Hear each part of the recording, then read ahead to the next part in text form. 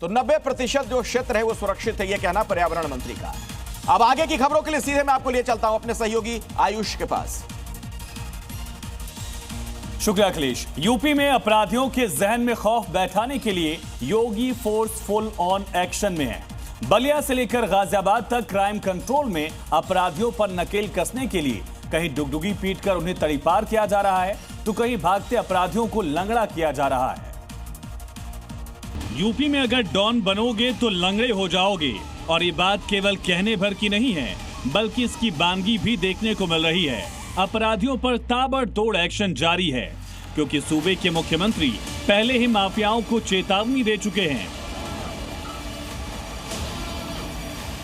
गुंडागिर्दी नहीं, गुंडा टैक्स नहीं, माफिया राज नहीं, मनमानापन नहीं, बल्कि अपराध और अपराधियों के प्रति जीरो टॉलरेंस।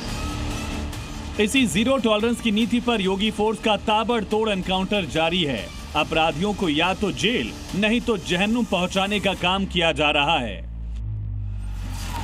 शामली से ऐसी ही तस्वीरें सामने आई, जहां पुलिस ने मुठभेड़ के बाद 2 गौ तस्करों को गिरफ्तार किया। इस दौरान बदमाशों के पैर में गोली भी लगी। आरोपियों के पास से अवैध हथियार और पशुओं का शव भी बरामद किया गया। शहर शहर योगी फोर्स के एक्शन से गुंडे बदमाश घबराए हुए हैं। बलिया में आयुष हत्याकांड के बाद से फरार चल रहे सभी आरोपियों को पुलिस ने गिरफ्तार कर लिया। 3 बदमाश ये थाना भीमपुरा के रहने वाले थे और चौथा राहुल ये थाना उभाव का रहने वाला था।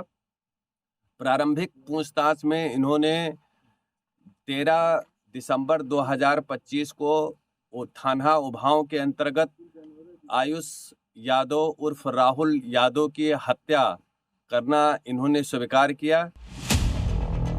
13 दिसंबर को आरोपियों ने आयुष नाम के शख्स की गोली मारकर हत्या की थी। पुलिस को तभी से इन अपराधियों की तलाश थी। गाजियाबाद के थाना अंकुर विहार पुलिस ने मुठभेड़ में 25-25 हजार के 2 इनामी बदमाश अफसर और शहजाद को गिरफ्तार किया। मुठभेड़ में अफसर के पैर में गोली लगी। दोनों के कब्जे से चोरी की मोटरसाइकिल, एक अवैध तमंचा, एक खोखा कारतूस, एक जिंदा कारतूस बरामद किया गया। गिरफ्तार बदमाश अफसर और शहजाद ने 11 दिसंबर 2025 को एसएलएफ वेद विहार डीएलएफ के शिवम और लालू की गोली मारकर हत्या की थी। अफसर पर लूट और चोरी के अलग अलग राज्यों में करीब 1 दर्जन मुकदमे दर्ज थे। यूपी के कन्नौज में पूर्व सपा नेता और रेप के आरोपी नवाब सिंह की योगी फोर्स ने डुगडुगी बजा दी। योगी फोर्स का एक्शन बता रहा है कि कार्रवाई ऐसी होती है कि 7 पीढ़ियों तक उसकी गूंज सुनाई देगी। आगे आगे ढोल लिए 2 ढोलकिए चल रहे हैं, पीछे पीछे भारी पुलिस बल, हाथों में स्पीकर है और माइक। जिलाधिकारी महोदय कन्नौज के आदेश यूपी के कन्नौज की सड़कों पर मकरन नगर में पुलिस डुगडुगी बजाते हुए ऐलान करती हुई नजर आई। ऐलान नवाब सिंह यादव की संपत्ति कुर्क करने का। जिलाधिकारी महोदय कन्नौज के आदेश दिनांक 20/12/2025 के क्रम में आज 21/12/2025 को कुर्क किया जा रहा है।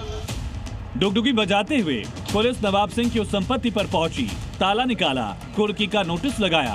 कुर्क की गई संपत्ति की कीमत 8 करोड़ बताई जा रही है।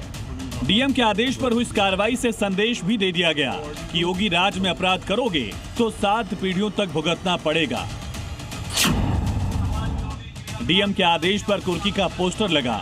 हिस्ट्री शीटर खालिद हसन पर 26 मामले दर्ज हैं। खालिद और पप्पू अलीगढ़ के बरगद हाउस के पास का रहने वाला है।